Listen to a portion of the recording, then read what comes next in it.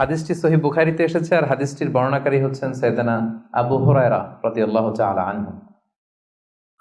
عن أبي هريرة رضي الله تعالى عنه قال قال رسول الله صلى الله عليه وسلم سبعة يظلهم الله في ظله يوم لا ظل إلا ظله إمام عادل وشاب نشأ في عبادة الله ورجل قلبه معلق بالمساجد ورجلان تحابا في الله اجتمعا عليه وتفرقا عليه ورجل دعته امرأة ذات منصب وجمال فقال إني أخاف الله ورجل تصدق بصدقة فأخفاها حتى لا تعلم شماله ما تنفق يمينه ورجل ذكر الله خاليا ففاضت عيناه رواه البخاري।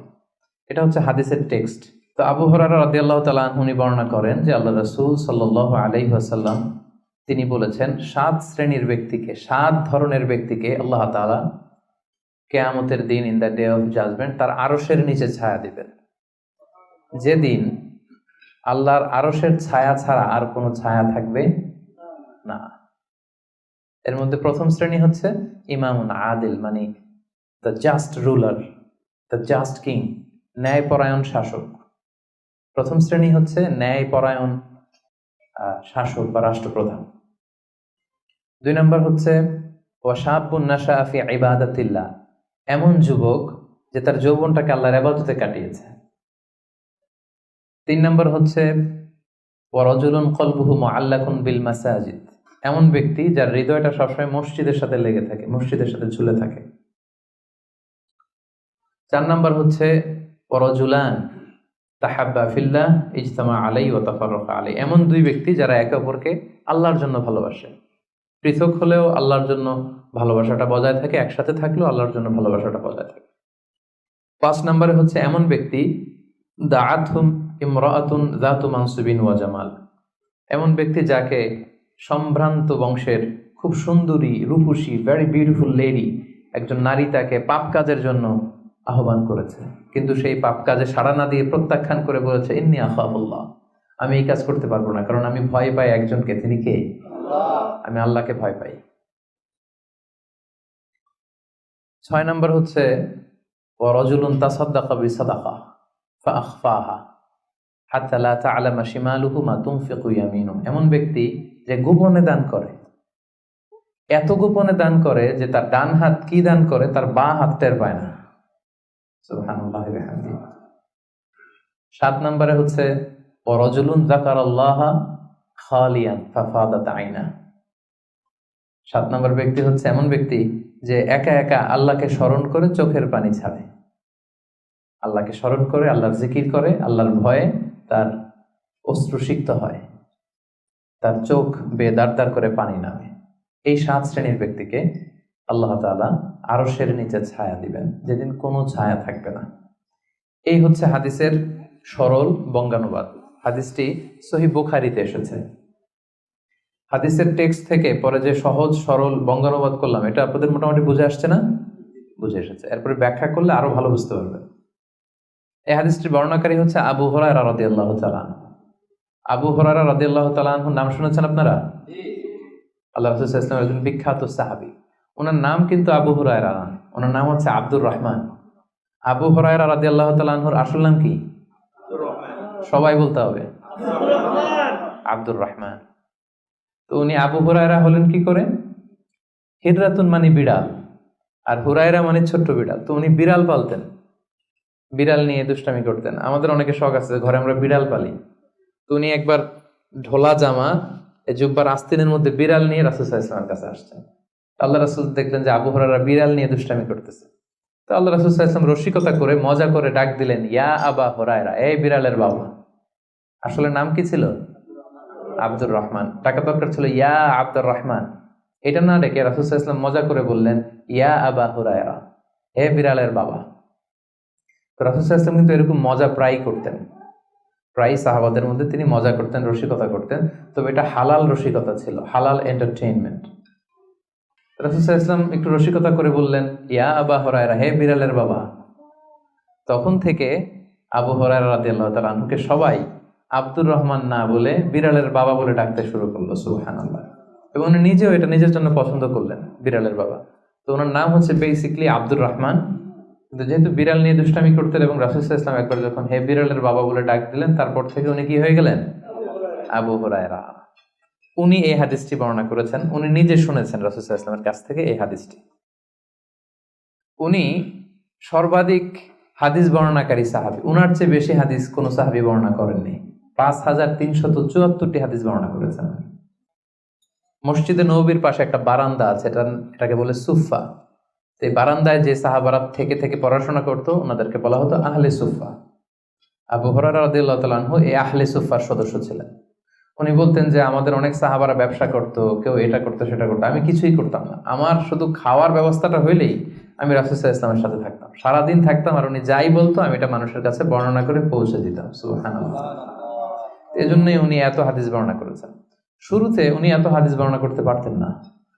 উনি একবার বললেন, ইয়া রাসূলুল্লাহ সাল্লাল্লাহু আলাইহি সাল্লাম, আসমাউ মিনকা হাদিসান কাসীরান, আমি তো আপনার কাছ থেকে অনেক হাদিস শুনি, ফালা আহফাজ, কিন্তু এগুলো আমার মনে থাকে না, কি করব? আল্লাহ রাসূল সাল্লাল্লাহু আলাইহি ওয়াসাল্লাম বললেন, উবসুত রিদাক, তুমি তোমার চাদরটা বিছিয়ে দাও। আবু হুরায়রা রাদিয়াল্লাহু তাআলা আনহু চাদর বিছিয়ে দিলেন। রাসূল সাল্লাল্লাহু আলাইহি ওয়াসাল্লাম ওই চাদরের মধ্যে এরকম হাত বুলিয়ে দিলেন, বললেন এবার এটা গায়ে দাও। এটা গায়ে দেওয়ার পর থেকে উনি বললেন, এরপর থেকে জীবনে যত হাদিস শুনেছি আল্লাহ রাসূল সাল্লাল্লাহু আলাইহি ওয়াসাল্লামের মুখ থেকে একটাও ভুলি নাই, একটাও ভুলিনি। রাসূল সাল্লাল্লাহু আলাইহি ওয়াসাল্লামের দোয়ার বরকত, রাসূল সাল্লাল্লাহু আলাইহি ওয়াসাল্লামের দোয়ার বরকতটা এরকম ছিল, উনি যদি কোনো লোনা পানির কুয়ার মধ্যে অজু করে কুলির পানি ফেলতেন, ওইটা মুহূর্তের মধ্যে মিঠা পানির কুয়া হয়ে যেত। গাছের মধ্যে ফল ধরে না, রাসূল সাল্লাল্লাহু আলাইহি ওয়াসাল্লাম টাচ করলে এর পরের বছর ফল হতে হতে একেবারে সয়লাব।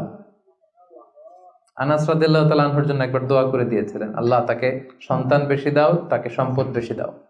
তো সন্তানের দোয়া এত কাজে লাগছে, ওনার সব মিলে 82 জন সন্তান ছিল, 80 জন ছেলে 2 জন মেয়ে।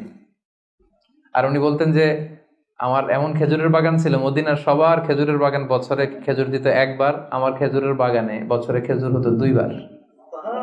রাসূল সাল্লাল্লাহু আলাইহি ওয়াসাল্লামের দোয়ার বরকত। মদিনার অনেক নবজাতক সন্তানদের মাথায় চুল গজায় না, রাসূল সাল্লাল্লাহু আলাইহি ওয়াসাল্লাম কোনো নবজাতক সন্তানের মাথায় হাত বুলিয়ে দিলে মাথার চুল তাড়াতাড়ি বড় হয়ে যেত। বারাকা।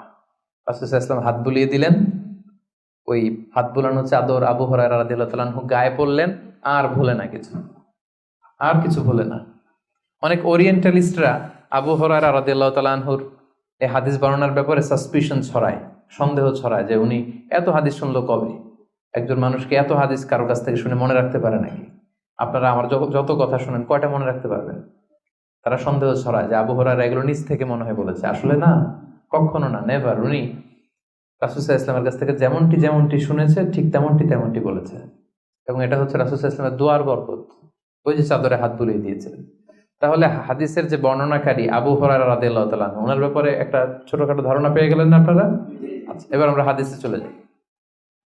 আল্লাহ রাসূল সাল্লাল্লাহু আলাইহি ওয়াসাল্লাম বলেছেন, সাবআতুন ইউযিল্লুহুমুল্লাহু ফি যিল্লিহি ইয়াওমা লা যিল্লা ইল্লা যিল্লুহু, 7 শ্রেণীর ব্যক্তিকে আল্লাহ তাআলা আরশের নিচে ছায়া দিবেন, যেদিন আরশের ছায়া ছাড়া আর কোনো ছায়া থাকবে না। ইউযিল্লুহুমুল্লাহু ফি যিল্লিহি, আল্লাহ তাআলা সেদিন তার নিজের ছায়া দিবেন, বলতে উদ্দেশ্য হচ্ছে ফি যিল্লি আরশিহি, আল্লাহর আরশের ছায়ায় তিনি 7 শ্রেণীর ব্যক্তিকে সেদিন রাখবেন। আল্লাহর আরশের ব্যাপারে আপনারা শুনেছেন না, যে আর রহমানু আলাল আরশি ইস্তাওয়া, আল্লাহ তাআলা আরশের উপর পজিশন নিয়েছেন। আল্লাহ তাআলার পজিশন কোথায়? আরশের উপর। আরশ হচ্ছে মহাবিশ্বের সবকিছুর উপরে এটার অবস্থান। আমরা খালি চোখে উপরে কি দেখি? আকাশ। আসলে আমরা আকাশ দেখি না, এটা দেখি মহাশূন্য, স্পেস। প্রথম আকাশ যে কত বড় তার কোনো হিসাব নাই। এই যে পৃথিবী থেকে সূর্য 13 লক্ষ গুণ বড়, পুরো পৃথিবীটাই তো আমাদের দেখার সুযোগ হয়নি। এই পৃথিবীর চেয়ে নাকি এবার সূর্য কয় গুণ বড়? Can you imagine that? 13 লক্ষ গুণ বড়। সূর্যের চেয়ে এরকম কোটি কোটি গুণ বড় তারা আছে। এরকম বিলিয়ন বিলিয়ন তারা নিয়ে আমাদের গ্যালাক্সির নাম হচ্ছে মিল্কি ওয়ে। এটার পরে আরেকটা গ্যালাক্সি সবচেয়ে কাছের অ্যান্ড্রোমেডা, ওটা আরো বড়। ওইখানে বিলিয়ন বিলিয়ন ট্রিলিয়ন গ্যালাক্সি, এরকম প্রত্যেকটা গ্যালাক্সি ঘুরছে, প্রত্যেকটা তারা তাওয়াফ করছে মহাশূন্যে। এরকম হাজার কোটি তারা নিয়ে আমাদের প্রথম আকাশের মহাশূন্য। প্রথম আকাশ কিন্তু অনেক উপরে। এই যে নাসার বিজ্ঞানীরা, অমুক বিজ্ঞানীরা রকেট দিয়ে এখানে যায় ওখানে যায়, এরা প্রথম আকাশের 1 কোটি ভাগের 1 ভাগও এখন অর্জন করতে পারেনি। ওই প্রথম আকাশের পরে হচ্ছে দ্বিতীয় আকাশ।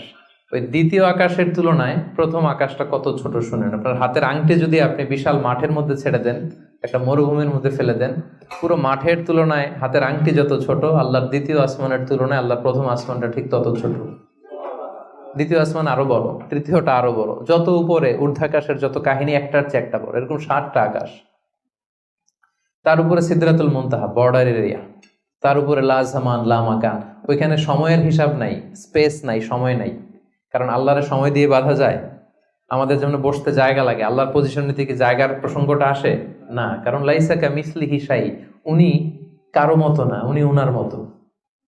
ওয়ালাম ইয়াকুল্লাহু কুফুয়ান আহাদ, তার মতো কেউ নাই। তো তিনি কার মতো? তিনি তার মতো। তার মতো কেউ নাই, তো তিনি কার মতো? তিনি তার মতো। তার উপরে হচ্ছে আল্লাহর কুরসি, তার উপরে আল্লাহর আরশ, সেখানে আল্লাহর পর্দা, এই পর্দার পেছনে আল্লাহ তাআলার সত্তা। আমাদের বাড়ির পর্দাগুলো কি দিয়ে তৈরি বলেন তো? কাপড় দিয়ে। আল্লাহর পর্দাগুলো আলো দিয়ে তৈরি, নূরের পর্দা। পর্দাটাই আলো। এজন্য সাহাবারা জিজ্ঞেস করেছিলেন, ইয়া রাসূলুল্লাহ হাল রাআইতা রাব্বাক, আপনি কি মেরাজের রাতে আপনার রবকে দেখেছিলেন? রাসূল সাল্লাল্লাহু আলাইহি ওয়াসাল্লাম বলেছিলেন, নূরুন আন্না আরাহু, উনি তো নূর, আলোর পর্দা, চোখ ঝলসে যাওয়ার মতো অবস্থা, আমি কিভাবে দেখবো? তার মানে সরাসরি দেখেননি। আল্লাহ তাআলার সাথে সিক্রেট মিটিং হয়েছিল, কনভারসেশন হয়েছিল, কথাবার্তা হয়েছিল। তার উপরে হচ্ছে আরশ। ওই আরশের ছায়ার নিচে কিয়ামতের ময়দানে আল্লাহ তাআলা 7 শ্রেণীর ব্যক্তিকে স্থান দিবেন। কয় শ্রেণীর? 7 শ্রেণীর ব্যক্তিকে স্থান দিবেন, যে দিনটা হবে 50 আলফা সানাহ মিম্মা তা'উদ্দুন, 50,000 বছরের সমান একটা দিন, কিয়ামতের দিন। 50,000 বছর। মানুষগুলো সব হয়রান হয়ে যাবে। ইউহশারুন নাসু ইয়াউমাল কিয়ামাতি হুফাতান উরাতান মুশাতান গুরলা। রাসূল সাল্লাল্লাহু আলাইহি ওয়াসাল্লাম বললেন, প্রতিটি মানুষ হুফাত, কারো পায়ে জুতা নেই। আমাদের প্রত্যেকের জুতা আছে না আজকে? সেদিন জুতা থাকবে না। উরাতান, নেকেড, উলঙ্গ। গাড়ি নাই, কিছু নাই, ঘোড়া নাই, গুরলা, জন্মদিনের পোশাকে সবাই পাগলের মতো। আম্মাজান আয়েশা বলেন, ইয়া রাসূল, এটা কেমন কথা? কারো গায়ে যদি ড্রেস না থাকে তো সবাই লজ্জা পাবে না? একে অন্যকে দেখে হাসাহাসি করবে না? আল্লাহ রাসূল সাল্লাল্লাহু আলাইহি ওয়াসাল্লাম বললেন, লিকুল্লি ইমরিইম মিনহুম ইয়াওমা ইদিন শাআনু ইউগনি। আয়েশা, সেদিনটা এত ভয়ঙ্কর হবে যে অন্যের কি অবস্থা এটা চিন্তা করতেই সে ভুলে যাবে। নিজের অবস্থা নিয়ে এত পেরেশানিতে সে থাকবে, ঘর্মাক্ত, ক্লান্ত, শ্রান্ত, পেরেশান। সূর্যটা একেবারে মাথার কাছে চলে আসবে, সূর্যের তাপে মাথার মগজগুলো গলে নাকের ছিদ্র, কানের ছিদ্র দিয়ে বেয়ে বেয়ে পড়বে, জিহ্বাটা কুকুরের মতো বেরিয়ে আসবে সামনের দিকে। মানুষ হাঁপাতে থাকবে, দৌড়াতে থাকবে, ক্লান্ত শ্রান্ত, কেউ কাউকে চেনে না। ইয়াউমা ইয়াফিরুল মারউ মিন আখিহি ওয়া উম্মিহি ওয়া আবিহি ওয়া সাহিবাতিহি ওয়া বানিহি। ভাই ভাইকে চিনবে না, পরিচয় দিবে না। মা ছেলেকে দেখে পরিচয় দিবে না, বন্ধু বন্ধুকে দেখে পরিচয় দিবে না, সবাই ইয়া নাফসি ইয়া নাফসি। ওই ভয়ঙ্কর দিনে আল্লাহ তাআলা 7 শ্রেণীর লোককে তার আরশের নিচে ছায়া দিবেন। আমরা কি চাই না যে আমরা ওই 7 শ্রেণীর অন্তর্ভুক্ত হই? আমরা আল্লাহ তাআলার কাছে কামনা করি আমরাও যেন সেই 7 শ্রেণীর অন্তর্ভুক্ত হয়ে সে ভয়ঙ্কর দিনে আল্লাহ তাআলার আরশের নিচে ছায়া পেতে পারি। আরো জোরে আমরা সবাই পড়ি আমিন। ওই 7 শ্রেণীর ব্যক্তিদের মধ্যে প্রথম শ্রেণী হচ্ছে ইমামুন আদিল, ন্যায়পরায়ণ শাসক, the just ruler, the just king. যেই বাদশাহ, যেই শাসক, যেই কিং তার প্রজাদের প্রতি ন্যায়পরায়ণ ভাবে বিচার করে, ইকুয়ালি ট্রিট করে সবাইকে, কারোর উপর জুলুম করে না। কারণ আল্লাহ তাআলা জুলুম পছন্দ করেন না। আল্লাহ কি কারোর উপর জুলুম করেন? কিয়ামতের দিনের বিচারে তিনি কারোর উপর জুলুম করবেন? আল্লাহ তাআলা বলেন, ইন্নী হাররামতু যুলমা আলা নাফসি, আমি আমার উপর জুলুমকে হারাম করেছি, ফালা তাযালামু, তাই তোমরাও তোমাদের উপর জুলুম করো না, খবরদার। আয-যুলমু যুলুমাতুন ইয়াউমাল কিয়ামা, যারা পৃথিবীর বুকে কারো উপর জুলুম করবে, এই জুলুমটা জুলুমাত হয়ে, অন্ধকার হয়ে তার কাঁধে চেপে বসবে কিয়ামতের দিন। সো আল্লাহ তাআলা প্রথম 7 জনের মধ্যে সর্বপ্রথম যাকে আরশের নিচে ছায়া দিবেন তিনি হচ্ছেন ইমামুন আদিল, just king, the just ruler, ন্যায়পরায়ণ শাসক, যারা আদালতের সাথে কাজ করে, ইন্নাল্লাহা ইয়া'মুরুকুম বিল আদলি ওয়াল ইহসান, আল্লাহ তাআলা এই আদালতের ব্যাপারে, জাস্টিসের ব্যাপারে সবসময় তিনি আদেশ করেন। জাস্টিস ভায়োলেট হয়, ন্যায় পরায়ণতা, ইনসাফ, এটা ভায়োলেট হয়, এটা আল্লাহ তাআলা কখনো চান না।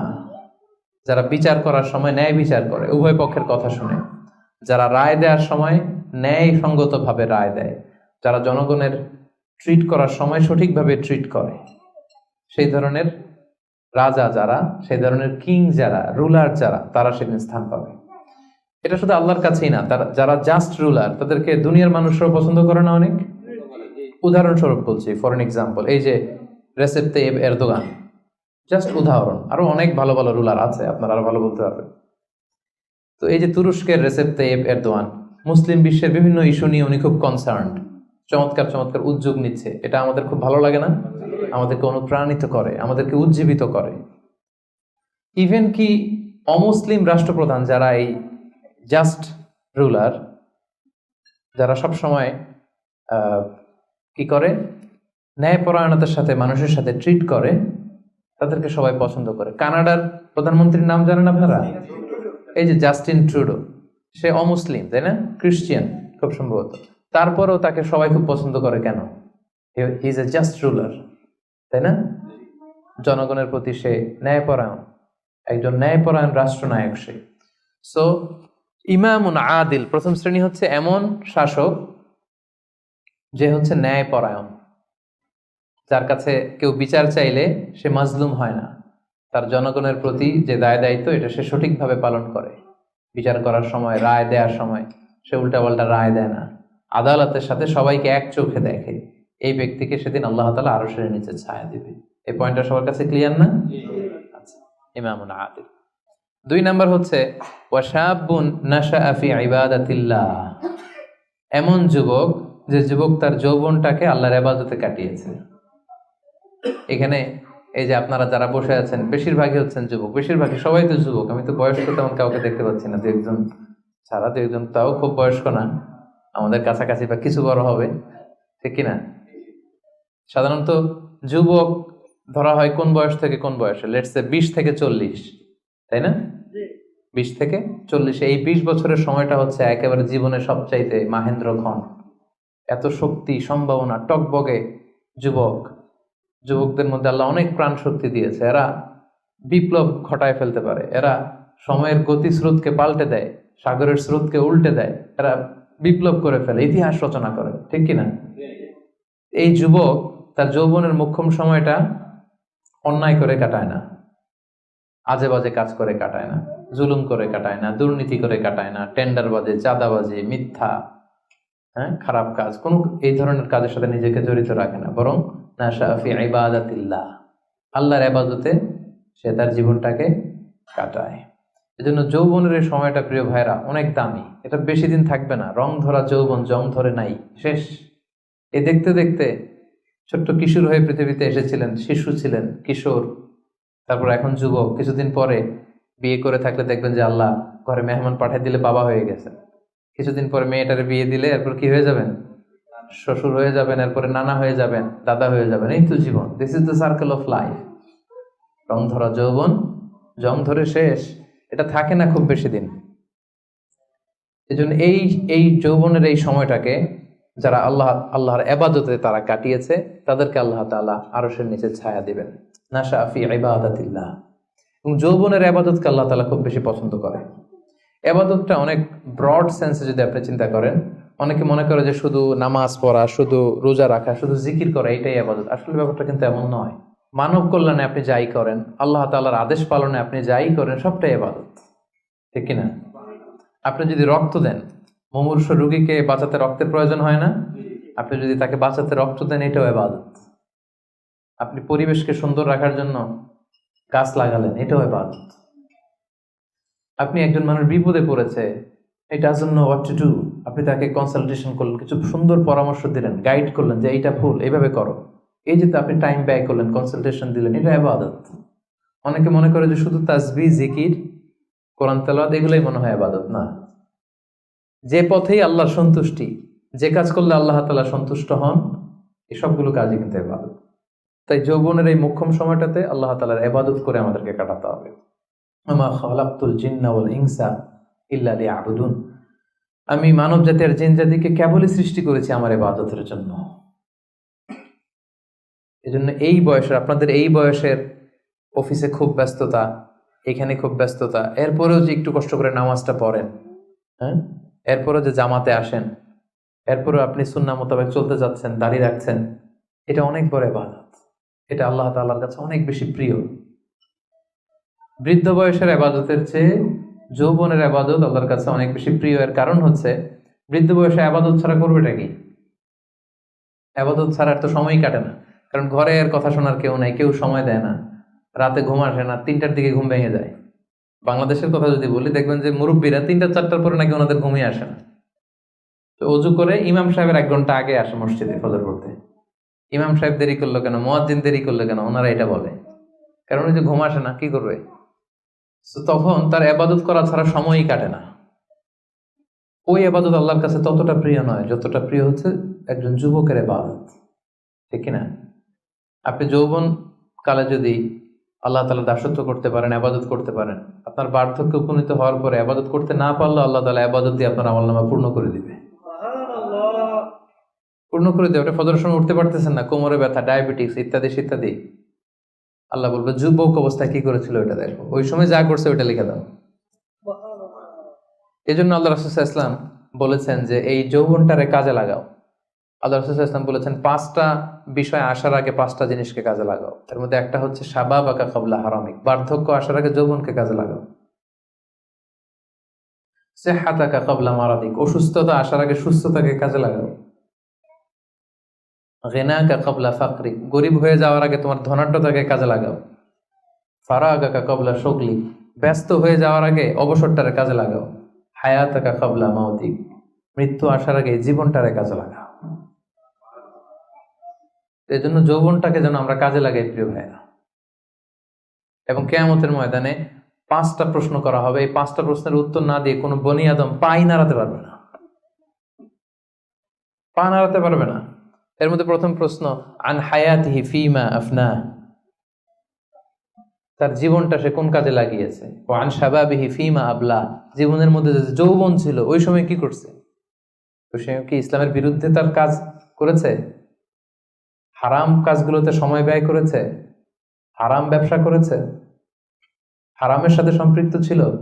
ইসলাম বিরোধী গোষ্ঠীর সাথে সম্পৃক্ত ছিল? আপনাকে জিজ্ঞেস করা হবে যে এই যৌবনের সময়টা আপনি কি কাজে লাগিয়েছেন, নাকি ইসলামের পক্ষে ছিল, যা করেছে ইসলামের পক্ষে কাজে লেগেছে।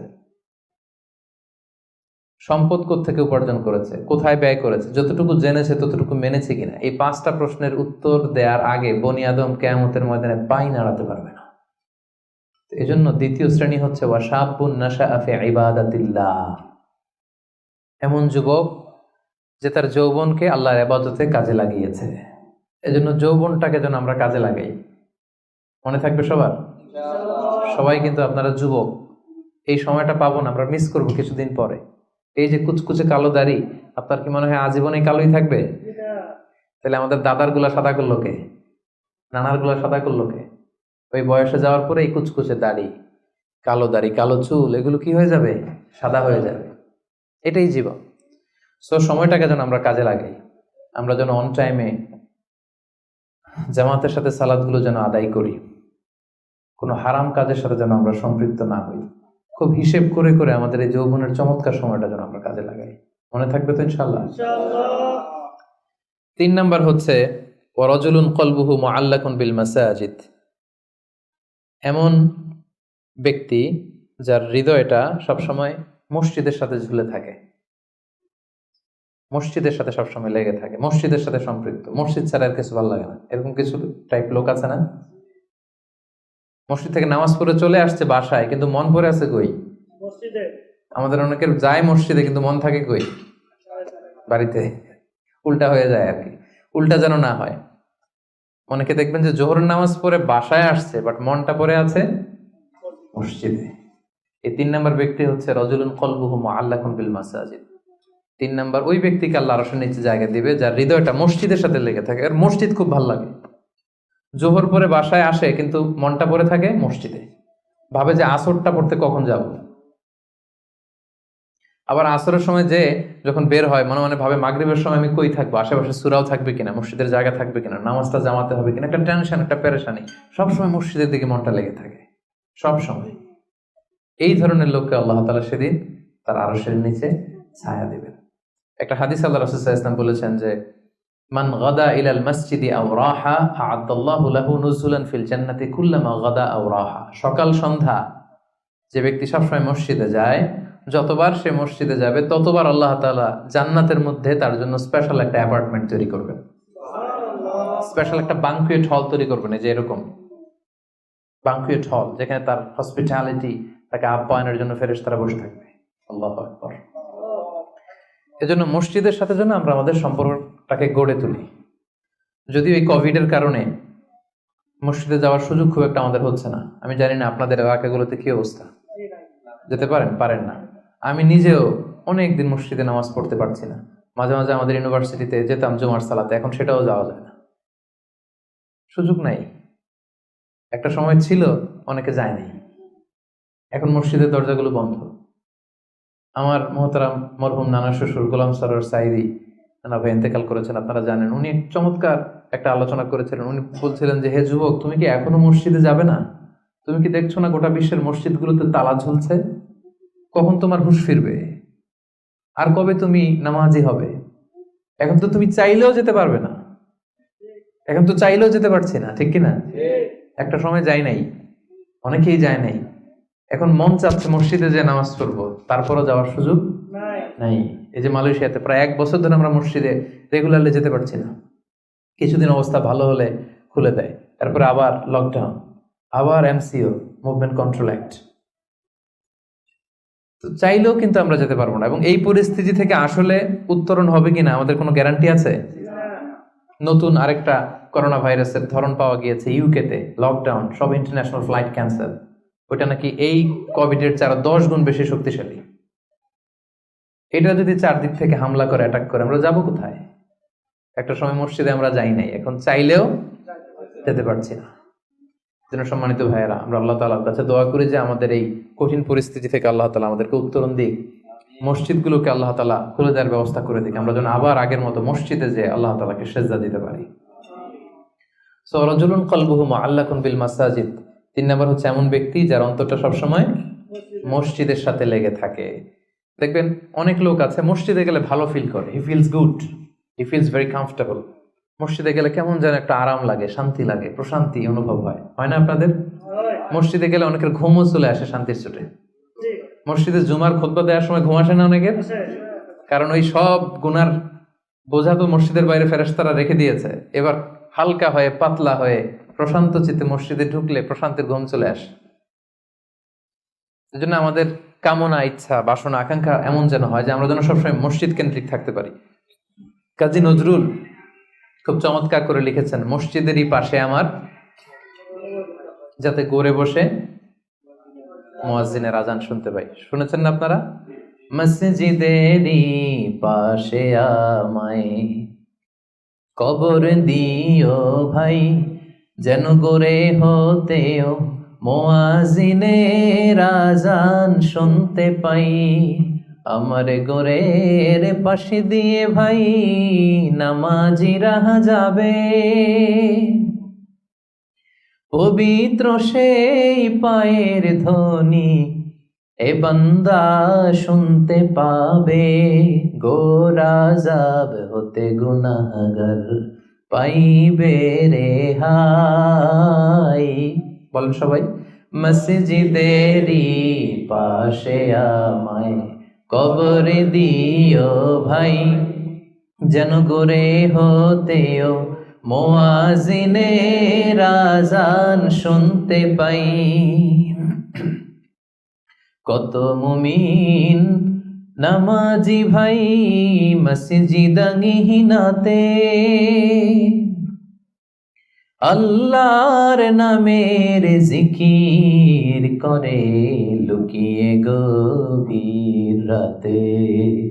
আমি তাদের সাথে ওই আল্লাহ নাম জপতে চাই, আল্লাহর নাম জপতে চাই, মসজিদেরই পাশে আমায় কবর দিও ভাই, যেন করে হতেও মুয়াজ্জিনের আযান শুনতে পাই। পড়েন আমিন। অসাধারণ চেতনা, হোয়াট ইজ স্পিরিট। ঢাকা বিশ্ববিদ্যালয়ের পাশে, খুব সম্ভবত কেন্দ্রীয় লাইব্রেরির পাশে নজরুলের কবরটা আজও আছে। আমি জিয়ারত করেছি একবার, যে পাশে মসজিদ, কেন্দ্রীয় মসজিদ ঢাকা বিশ্ববিদ্যালয়ের, তার পাশেই নজরুলের কবর। আজান হচ্ছে, লোকেরা দোয়া করছে, কবর জিয়ারত করছে। কি চেতনা ছিল, হৃদয় থেকে দোয়াটা করেছেন, আল্লাহ কবুলও করেছেন, আলহামদুলিল্লাহ। রাজুলুন কলবুহু মুআল্লাকুন বিল মাসাজিদ। 3 নম্বর ব্যক্তি হচ্ছে যার হৃদয়টা সবসময় মসজিদের সাথে ঝুলে থাকে, সালাতের সাথে ঝুলে থাকে, সিজদার সাথে ঝুলে থাকে।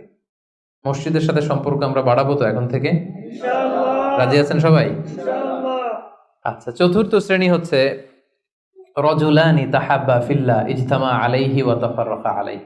এমন দুই ব্যক্তি যারা একে অপরকে আল্লাহর জন্য ভালোবাসে, যারা একে অপরকে আল্লাহর জন্য ভালোবাসে। আল্লাহর জন্য ভালোবাসা, তারা যাই করে আল্লাহর জন্য করে। আমরা একে অপরের সাথে দেখা হলে বলি না, ভাই উহিব্বুকা ফিল্লাহ, আপনাকে আমি আল্লাহর জন্য ভালোবাসি, বলি না? এই যে আল্লাহর জন্য ভালোবাসা, একে অপরকে আল্লাহর জন্য যদি কেউ ভালোবাসে, এই দুইজন লোককে আল্লাহ তাআলা সেদিন আরশের নিচে ছায়া দেবে। হাদিসে কুদসিতে আল্লাহ তাআলা সেদিন বলবেন, আইনাল মুতাহাব্বুনা বিজালালি, আমার জন্য একে অপরকে ভালোবাসছি তারা কোথায়? কোথায় তোমরা যারা আমার জন্য একে অপরকে ভালোবেসেছো, কোথায় তোমরা? আসো। আজকে উযিল্লুকুম ফি যিল্লি ইয়াউমা লা যিল্লা ইল্লা যিল্লি, আজকে আমার আরশের নিচে আমি তোদের ছায়া দিয়ে রাখবো। আজকে আমার দেয়া ছায়া ছাড়া আর কোনো ছায়া নাই। তাই আমরা একে অপরকে যারা আল্লাহর জন্য ভালোবাসবো, তাদেরকে আল্লাহ তাআলা সেদিন আরশের নিচে ছায়া দিবেন। সুবহানাল্লাহ পড়েন। আল্লাহর জন্য ভালোবাসা কি? যাকে দেখলে আল্লাহর কথা স্মরণ হয়, তার কথা শুনলে আল্লাহর কথা স্মরণ হয়, তার সাথে বসলে আখেরাতের কথা স্মরণ হয়, এমন বন্ধু। আরেকজন আছে, এর সাথে বসলেই শুধু হিন্দি সিনেমার গান, এর সাথে বসলেই শুধু হারাম আলাপ, এর সাথে বসলেই অপ্রয়োজনীয় কথাবার্তা, অন্যের গীবত, চগলখড়ি, ব্যাকবাইটিং, এগুলো। এটা আল্লাহর জন্য তার সাথে সম্পর্ক নয়। তার সাথে সম্পর্কটা আমার আল্লাহর জন্য। আল্লাহ তাআলার কারণে আমি তাকে ভালোবাসি, কারণ সে আল্লাহর বান্দা, সে আল্লাহর প্রিয় বান্দা, সে আল্লাহর আদেশগুলো মেনে চলে। তাহলে একে অপরের ভালোবাসা হবে কার জন্য? আল্লাহর জন্য। ইজতামা আলাইহি, এই ভালোবাসা নিয়েই তারা পৃথিবীতে একত্রিত হয়। ওয়া তাফাররাকা আলাইহি, এবং আল্লাহর উপর ভালোবাসা অবশিষ্ট রেখেই তারা পৃথিবী ত্যাগ করে। এই ধরনের লোককে আল্লাহ তাআলা সেদিন আরশের নিচে ছায়া দিবেন। এজন্য আমাদের সব কাজগুলো যেন, প্রিয় ভাই, একমাত্র আল্লাহর খুশির জন্য হয়। দুনিয়ার লোভের জন্য, দুনিয়ার স্বার্থের জন্য কোনো কাজ করা যাবে না। আপনি যদি দুনিয়ার স্বার্থের জন্য কোনো কাজ না করে শুধু আল্লাহর খুশির জন্য করেন, দুনিয়ার স্বার্থ এমনি উদ্ধার হয়ে যাবে, আই গ্যারান্টি।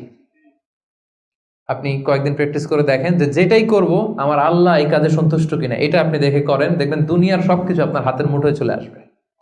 গোটা দুনিয়াটা আপনার হাতের মুঠোয় আসবে যদি আল্লাহকে আপনি এইখানে স্থান দেন। আর দুনিয়াটার এইখানে স্থান দিলে গোটা দুনিয়া আপনাকে অপমান করে ছাড়বে, ঠিক কিনা? এজন্য আমাদের ভালোবাসা যেন হয় শুধু কার জন্য? আল্লাহ রাসূল সাল্লাল্লাহু আলাইহি ওয়াসাল্লামকে আল্লাহ তাআলা আদেশ করেছেন, হে নবী আপনি বলে দেন, কুল ইন্না সলাতি ওয়া নুসুকি ওয়া মাহইয়ায়া ওয়া মামাতি লিল্লাহি রাব্বিল আলামিন। হে নবী আপনি বলে দিন, আমার সালাত, আমার যাকাত, আমার রোজা, আমার হজ সবকিছু একজনের জন্য, তিনি কে? আল্লাহ। তাই আমাদের একে অপরের ভালোবাসাটা কার জন্য? আল্লাহর জন্য। আমি আপনাদেরকে আল্লাহর জন্য ভালোবাসি, এই যে আপনারাও আমাকে আল্লাহর জন্য ভালোবাসেন। তাহলে আমরা কিন্তু ওই 7 শ্রেণীর ক্যাটাগরির মধ্যে পড়ে গেছি।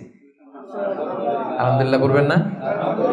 তাহলে একে অপরকে কার জন্য ভালোবাসবেন? দুনিয়ার স্বার্থে? No, never. একজনের খুশির জন্য, তিনি কে? আল্লাহ। একে অপরকে যখন, ইমানি ভাইকে, দিনী ভাইকে যখন কেউ আল্লাহ তাআলার জন্য ভালোবাসে, এই ব্যক্তিদেরকে আল্লাহ তাআলা সেদিন তার আরশের নিচে ছায়া দিবেন। তাহলে কয়টা গেল 7টার মধ্যে থেকে? কয়টা মনে আছে তো? আর কয়েক মিনিট বলি না? আচ্ছা, 5 নাম্বার হচ্ছে ওয়ারাজুলুন দাআত ইমরাআতুন যাতু মানসিবিন ওয়া জামাল। এমন লোক, দাআত ইমরাআতুন যাতু মানসিবিন ওয়া জামাল, এমন ব্যক্তি যাকে কোনো সম্ভ্রান্ত, ডিগনিফাইড এন্ড প্রেস্টিজিয়াস ফ্যামিলির খুব দেখতে সুন্দর, গর্জিয়াস, বিউটিফুল কোনো লেডি তাকে পাপ কাজের জন্য আহ্বান করলো, বিবাহ বহির্ভূত সম্পর্কের জন্য, দৈহিক সম্পর্কের জন্য আহ্বান করলো, এবং সে চাইলেই এই অশ্লীল কাজে, এই ব্যভিচারে, এই পাপ কাজে জড়িত হয়ে যেতে পারত, কিন্তু সে সেটা করেনি, সুযোগ পেয়েও এই কাজ করেনি, বরং সে সাহসিকতার সাথে বলেছে ইন্নী আখাফুল্লাহ, আমার পক্ষে এই প্রপোজাল, এই প্রস্তাব মেনে নেওয়া সম্ভব নয়, কারণ আমি একজনকে ভয় করি, তিনি কে? যাদের হৃদয়ে আল্লাহর ভয় আছে তাদের দ্বারা এই পাপ কাজ করা সম্ভব সম্ভব না। ইন্নী আখাফুল্লাহ, আমি আল্লাহ তাআলাকে ভয় করি। জুলাইখা যখন ইউসুফ আলাইহিস সালামের প্রেমে মত্ত হয়ে, পাগল হয়ে নিজেকে প্রেজেন্ট করেছিল যে ইউসুফ, আমি তোমার প্রেমে পাগল, পৃথিবীর কেউ টের পাবে না, 7টা তালা মেরেছে দরজায়, এই রাজপ্রাসাদের সিক্রেট রুম, আসো আমরা একে অপরের সাথে এই কাজে লিপ্ত হই। ইউসুফ আলাইহিস সালাম বলেছিলেন একই কথা, মাআযাল্লাহ, মাআযাল্লাহ, আমি আল্লাহর কাছে এই পাপ কাজ থেকে পানাহ চাই, আমার পক্ষে সম্ভব না, কারণ পৃথিবীর কেউ দেখে না, কিন্তু দেখে কে? আপনি দরজা বন্ধ করে, লাইট বন্ধ করে, সুইচ বন্ধ করে দিয়ে, পর্দা লাগাই দিয়ে আপনি পাপ করছেন, কেউ দেখে নাই পৃথিবীর, পুলিশ দেখে নাই, সিসি ক্যামেরা অফ করা, কেউ দেখে নাই, কিন্তু একজন দেখে, তিনি কে? সবার চোখকে ফাঁকি দেয়া যায়, কিন্তু আল্লাহর চোখ ফাঁকি দেয়া যাবে? এজন্য প্রিয় ভাইয়েরা, একজন মুমিন বান্দার জীবনে তার চরিত্রটা সবচাইতে দামি। এই যে এখানে আপনারা সবাই যুবক, এটা আমাদের ওয়াজ, আমাদের জন্য রেলেভেন্ট। এজন্য ইংরেজিতে বলা হয় when money is lost something is lost, যখন টাকা নষ্ট হয়, টাকা হারায়, এটা সামথিং, হাতের ময়লা আবার আসবে। when health is lost something is lost, যখন স্বাস্থ্য নষ্ট হয়, এটা কিছু একটা জিনিস নষ্ট হইল, কিন্তু when character is lost everything is lost, যখন চরিত্র শেষ, ওর কিচ্ছু নাই, ওর সব শেষ, ঠিক কিনা? এজন্য প্রিয় ভাইয়েরা, আমাদের চরিত্রটাকে হেফাজত করতে হবে। এটা হচ্ছে খুবই রেলেভেন্ট ওয়াজ আমাদের জন্য। শয়তানের হাতছানি, চাকচিক্যময় হাতছানি আমাদেরকে পাপের পথে নিয়ে যেতে পারে, কিন্তু খবরদার, ইউসুফ আলাইহিস সালামের সেই শিক্ষা যেন আমরা ধারণ করি। আমরা যেন বলি মাআযাল্লাহ, ইন্নী আখাফুল্লাহ, আমি আল্লাহ তাআলাকে ভয় করি। আমি কাকে ভয় করি? আল্লাহ তাআলাকে। আল্লাহ ইজ ওয়াচিং মি, আল্লাহ আমাকে দেখছেন, পৃথিবীর কেউ দেখে না, কিন্তু দেখে কে? আল্লাহ তাআলা, তিনি দেখেন। এজন্য আল্লাহ তাআলা বিশ্বাসীদেরকে বলেছেন কুল্লিল মুমিনিনা ইয়াগুদ্দু মিন আবসারিহিম, হে নবী, বিশ্বাসীদের বলুন তারা যেন তাদের চোখকে নামায়। Lower your eyesight, lower your gauge, নিজের চোখের লাগাম টেনে ধরতে হবে। ওয়াহফাযু ফুরুজাহুম, এবং নিজের প্রাইভেট, নিজের লজ্জাস্থানের হেফাজত করতে হবে। আল্লাহ রাসূল সাল্লাল্লাহু আলাইহি ওয়াসাল্লাম বলেছেন মাইয়াদমান লি মা বাইনা লিহিয়াইহি ওয়া মা বাইনা রিজলাইহি আদমান লাহুল জান্নাহ। একটু খেয়াল করে শুনেন, আল্লাহ রাসূল বলেছেন আমার যে উম্মত আমাকে 2টা অঙ্গের গ্যারান্টি দিবে যে এই 2 অঙ্গ দিয়ে সে কোনো পাপ করবে না, তাহলে ওই উম্মতকে আমি জান্নাতের গ্যারান্টি দিয়ে দিলাম। অঙ্গ 2টা কি? এক হচ্ছে 2 চোয়ালের মাঝখানে যে অঙ্গটা থাকে, মানে জিহ্বা, আরেক হচ্ছে 2 পায়ের মাঝখানে যেটা থাকে, প্রাইভেট, মানুষের লজ্জাস্থান। এই 2টা অঙ্গের গুনাহ করবে না বলে যদি কোনো উম্মত আমার গ্যারান্টি দেয়, আমি আমার ওই উম্মতকে জান্নাতের গ্যারান্টি দিব। এজন্য চক্ষুকে হেফাজত করতে হবে, নজরকে হেফাজত করতে হবে। বিশ্বাসীদের বৈশিষ্ট্য হচ্ছে ওয়াল্লাযীনা হুম লিফুরুজিহিম হাফিজুন, বিশ্বাসীরা তাদের প্রাইভেট লজ্জাস্থানের হেফাজত করে। তারা বিয়ে ছাড়া অন্য কোনো ভাবে যৌন সম্পর্কে জড়ায় না, তারা একটা বৈধ যৌন সম্পর্কে, হালাল যৌন সম্পর্কে তারা জড়ায়। বিয়ে ছাড়া কোনো যৌন সম্পর্ক ইসলাম আমাদের জন্য হালাল করে নাই। এজন্য যুবকদেরকে বিষ্ণু ঈসা ইসলাম বলেছেন ইয়া মা'আশারাশ শাবাব মান ইসতাতাআ মিনকুমুল বাআতা ফালিয়াতাযাওয়াজ, যাদের সক্ষমতা আছে আর্থিক এবং শারীরিক, ফালিয়াতাযাওয়াজ, বিয়ে করো। ফাইন্নাহু আগাদ্দু লিল বাসার, বিয়ে করলে চোখ নিম্নগামী হয়। ওয়া আহসানু লিল ফারাজ, লজ্জাস্থান হেফাজতে থাকে। ওয়া মান লাম ইয়াস্তাতি, যার সক্ষমতা নাই বিয়ে করার, ফাআলাইহি বিসসাওম, সে রোজা রাখো। সে কি করো? রোজা রাখো। ফাইন্নাহু লাহু বিজা, কারণ এই রোজার মাধ্যমে তাকে পাপ কাজ থেকে আল্লাহ তাআলা বাঁচাবেন। সুবহানাল্লাহ। এখানে বিয়ে করছেন না সবাই? সবাই বিবাহিত? আচ্ছা, আলহামদুলিল্লাহ। আল্লাহ তাআলা খুব দ্রুত যারা বিয়ে করে নাই তাদেরকেও বিয়ের ব্যবস্থা করে দেখ। বিয়েটা কিন্তু ভাই অনেক বরকতের। বিয়েটা কি? অনেক বরকতের। হালাল পন্থায় আল্লাহর দেয়া যৌবনকে উপভোগ করুন। মুমিনের সম্পর্ক হয় শুধু হালালের সাথে, হারামের সাথে মুমিনের কোনো সম্পর্ক আছে? সম্পর্ক নাই। যে বিয়ে করে তার দিনদারি, দিনের অর্ধেক পূর্ণ হয়ে যায়। আল্লাহ রাসূল সাল্লাল্লাহু আলাইহি ওয়াসাল্লাম বলেন কেউ যখন বিয়ে করলো তার দিনের অর্ধেক পূর্ণ হয়ে গেল। ফালিয়াত্তাকিল্লাহা ফির নিসফিল বাকি, বাকি অর্ধেকের ভয় করলেই চলবে, তার এখন অর্ধেক পূর্ণ হয়ে গেছে। আল্লাহু আকবার।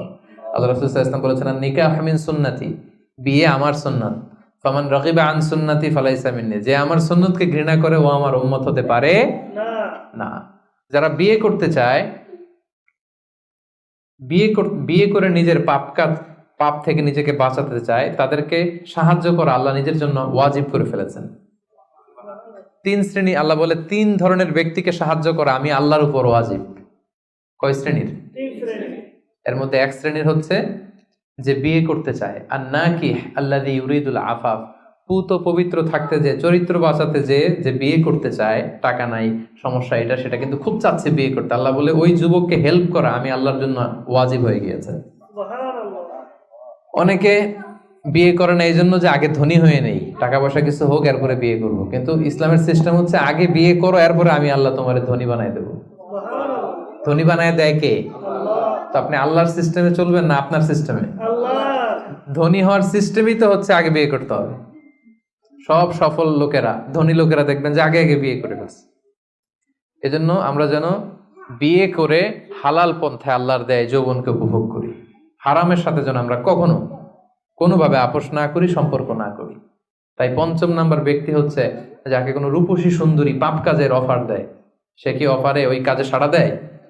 সেটাকে প্রত্যাখ্যান করে বলে ইন্নী আখাফুল্লাহ, আমি কাকে ভয় করি? আল্লাহকে ভয় করি।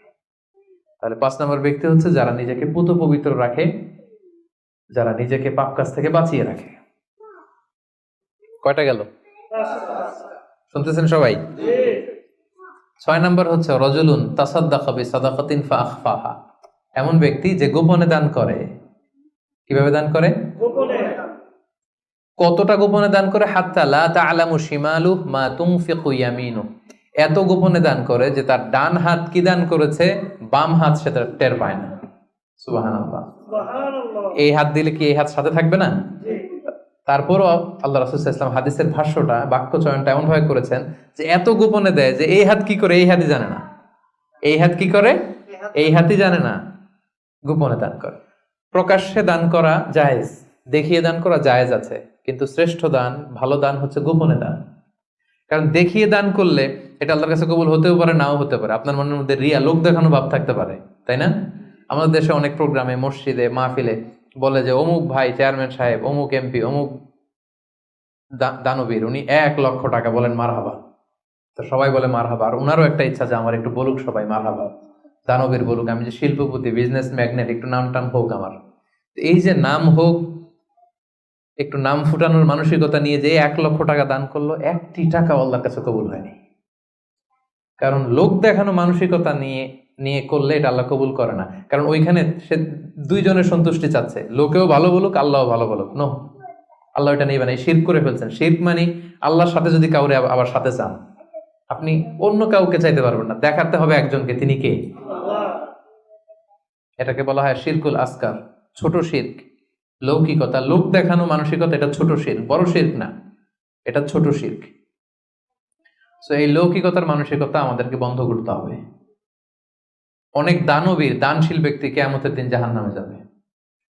আল্লাহ বলবে যাও, go to the hell fire, জাহান্নামে যাও। সে বলবে আল্লাহ আমি তো কোটি কোটি টাকা দিয়েছি, ইয়াতিমখানা করলাম, মসজিদ করলাম, এটা করলাম, চ্যারিটি ফাউন্ডেশন করলাম, এত দান সদকা করার পরে আমি জাহান্নামে যাব? আল্লাহ বলবেন সেটা তুমি করেছো, মানুষ তোমাকে হাতেম তাই বলবে, দানবীর বলবে, তোমাকে বিজনেস ম্যাগনেট বলবে, নাম ফুটানোর জন্য বলছো। তো নাম তো দুনিয়াতে হয়েছে, যেটা চাইছিলে ওটা তো পাইছো, আমার কাছে কি? আমার কাছে তোমার জন্য কিছু নাই, যাও জাহান্নামে যাও। ওইরকম দানশীল যেন আমরা না হয়, আল্লাহ আমাদেরকে হেফাজত করুন। গোপনে দান, যদিও সেটা অল্প হয়। কেউ নাই, একটা লোক বসে আছে অন্ধ, আস্তে করে 100 টাকা বের করে দিয়ে দিলেন, কেউ দেখে নাই, দেখার দরকারও নাই। যিনি দেখার দরকার উনি দেখছে, উনি কে? আল্লাহ। মসজিদের দান বাক্স 500 টাকা দিয়ে দিলেন, কেউ দেখে নাই, এটা দুনিয়ার কাউকে খুশি করার জন্য আপনি দেননি, শুধু আল্লাহকে দেখানোর জন্য দিয়েছেন। এই দানটা আল্লাহ খুব পছন্দ করে। সাদাকাতুস সির তুতফিউ গাদাবার রব, গোপন দান আল্লাহর রাগকে প্রশমিত করে, আল্লাহর রাগকে কমিয়ে দেয়। গোপন দান, জন্য এই গোপন দানটা খুবই জরুরি। মুসনাদে আহমদ ইবনে হাম্বলের একটি হাদিস, পৃথিবী যখন আল্লাহ বানালেন, পৃথিবী কাঁপতে আরম্ভ করেছে, হেলে দুলে পড়ছে। আল্লাহ পৃথিবীতে পাহাড় নামিয়ে দিলেন, পাহাড় ঢুকিয়ে দিলেন। পাহাড় যখন প্যারেকের মতো ঢুকিয়ে দিলেন পৃথিবীতে, পৃথিবী আর কাঁপে না, আর ভূমিকম্প হয় না, আর নড়ে না। এই দৃশ্য ফেরেশতারা দেখে তো অবাক, বললেন ইয়া আল্লাহ, পাহাড়ের এত শক্তি যে পৃথিবীর মধ্যে পাহাড় যখন প্যারেকের মতো ঢুকাই দিলেন, পৃথিবী আর কাঁপে না, পৃথিবী একেবারে স্টেবল। ইয়া রব্বি হাল মিন খালকিকা শাইউন আশাদ্দু মিনাল জিবাল। আল্লাহ, আপনার সৃষ্টির মধ্যে পাহাড়ের চাইতে শক্তিশালী কি কিছু আছে? ফেরেশতারা জিজ্ঞেস করতেছে। আল্লাহ বলেন আছে। কি সেটা? আল হাদিদ, লোহা। আল্লাহ বললেন লোহা পাহাড়ের চাইতে শক্তিশালী, কারণ লোহা দিয়ে পাহাড় কাটা যায়, ঠিক না? লোহার হাতুড়ি দিয়ে পাহাড় কাটা যাবে না? কাটা যাবে।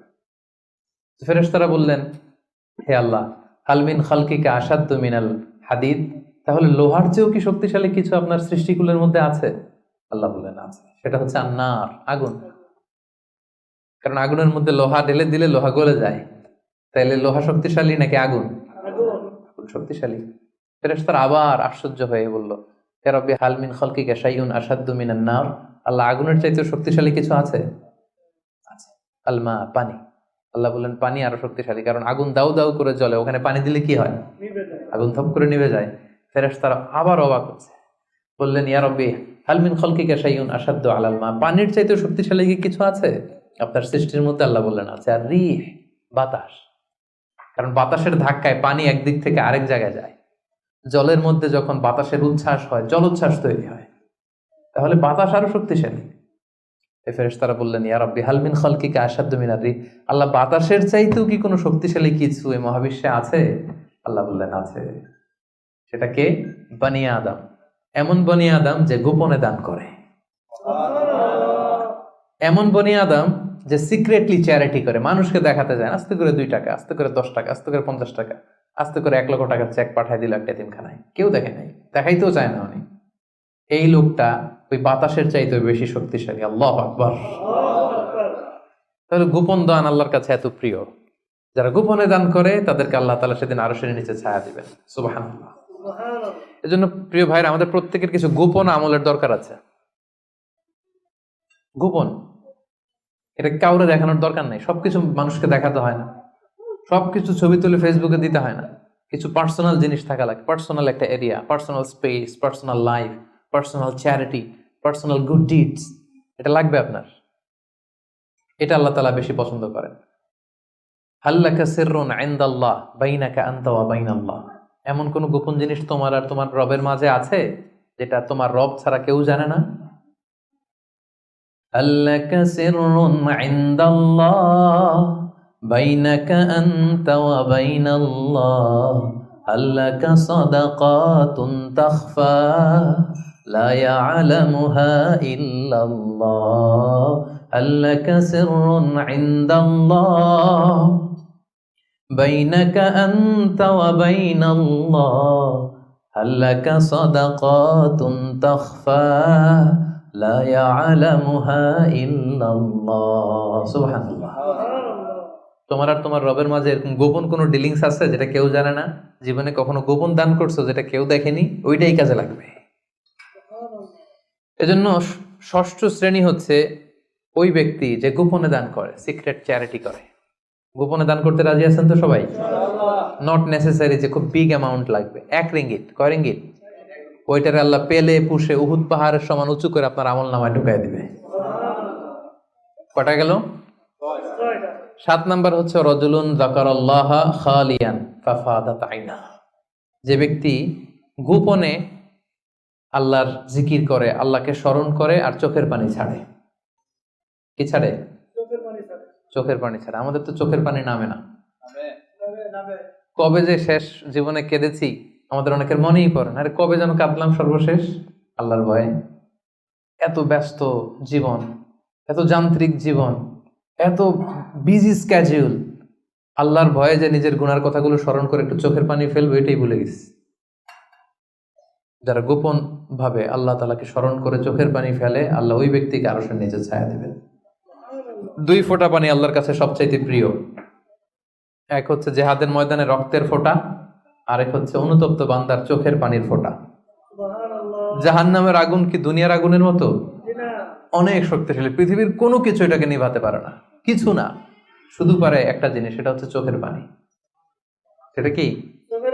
চোখের পানি শুধু জাহান্নামের আগুনকে নেভাতে পারে। এজন্য রাসূল সাল্লাল্লাহু আলাইহি ওয়াসাল্লাম আল্লাহ তাআলার কাছে বলতেন, আল্লাহুম্মা ইন্নী আউযু বিকা আন আইনিন লা তাদমা। আল্লাহ, ওই চোখ থেকে আমি পানাহ চাই যে চোখ কাঁদে না, যে চোখ দিয়ে পানি নামে না, এরকম চোখ আমি চাই না। আল্লাহ, এমন চোখ আমি চাই যে চোখ তোমার ভয়ে অশ্রু বিসর্জন দেয়। তাহলে সর্বশেষ শ্রেণী হচ্ছে যে ব্যক্তি গোপনে আল্লাহরে ডাকে আর আল্লাহর ভয়ে চোখের পানি ছাড়ে। এই 7 শ্রেণীর ব্যক্তিকে আল্লাহ তাআলা সে ভয়ঙ্কর দিন, যেদিন কোনো ছায়া নাই, গরম, পেরেশান, মানুষ ক্লান্ত শ্রান্ত ঘর্মাক্ত, সে ভয়ঙ্কর দিন আল্লাহ তাআলা আরশের নিচে আমাদেরকে ছায়া দেবেন। আমরা যেন এই 7 শ্রেণীর অন্তর্ভুক্ত হতে পারে, আল্লাহ তাআলা আমাদেরকে তৌফিক দান করুক। আমরা বলি আমিন। আমি আপনাদের বোঝার জন্য আরেকবার করে রিপিট করছি শুধু নামটা।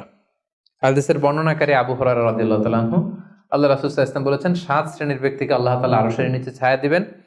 এর মধ্যে এক শ্রেণীর হচ্ছে দ্য জাস্ট রুলার, ন্যায়পরায়ণ শাসক, রাষ্ট্রনায়ক। 2 নাম্বার ওয়া শাবুন নাশাআ ফি ইবাদাতিল্লাহ, এমন যুবক যে তার যৌবনের সময়টাকে আল্লাহর ইবাদতে কাটিয়েছে। 3 নাম্বার ওয়া রাজুলুন কলবুহু মুআল্লাকুন বিল মাসাজিদ, এমন লোক যার হৃদয়টা মসজিদের সাথে লেগে থাকে, খালি মসজিদ পাগল মানুষ। 4 নাম্বার রাজুলান, এমন 2 লোক তাহাব্বা ফিল্লাহ ইজতামা আলাইহি ওয়া তাফাররাকা আলাইহি, আল্লাহর জন্য একে অপরকে ভালোবাসে। 5 নাম্বার এমন লোক যাকে কোনো নারী, সুন্দরী রূপসী নারী পাপ কাজের অফার দেয়, সে অফার নেয় না, সে প্রত্যাখ্যান করে, রিজেক্ট করে দিয়ে বলে আমি আল্লাহকে ভয় পাই। 6 নাম্বার যে গোপনে দান করে, সিক্রেট চ্যারিটি করে, লোক দেখানো দান নয়। 7 নাম্বার যে ব্যক্তি গোপনে আল্লাহর জিকির করে আর চোখ দিয়ে দাঁড় করে পানি নামে। এই 7 শ্রেণীর ব্যক্তিকে আল্লাহ তাআলা তার আরশের নিচে ছায়া দিবেন। এখন আমাদের প্রতিযোগিতা করা দরকার না যে আমরা এই 7টা গুণের কতটা নেয়া আমাদের পক্ষে সম্ভব। আমরা জানি যে আমরা জাস্ট রুলার এটা হইতে পারবো না, আমরা তো দেশের প্রধান হইতে পারবো না, কিন্তু আমরা তো যুবক, আমাদের যৌবনটা আমরা আল্লাহর ইবাদতে কাটাতে পারি, তাই না? আমরা মসজিদের সাথে মন্ত্র ঝুলায় রাখতে পারি, পাপ কাজের অফার আসলে সেটা ঠেকায় রাখতে পারি, কি বলেন? তারপর গোপনে দান করতে পারি, কেঁদে কেঁদে আল্লাহর কাছে জীবনের গুনার কথা স্মরণ করতে পারি। এই গুণাবলীগুলো যেন আমরা আমাদের জীবনে অর্জন করে সেদিন ওই ভয়ঙ্কর দিনে যারা আরশের নিচে ছায়া পাবে, আমরা যেন তাদের অন্তর্ভুক্ত হতে পারে। আল্লাহ আমাদেরকে তৌফিক দান করুন। আরো জোরে পড়েন আমিন।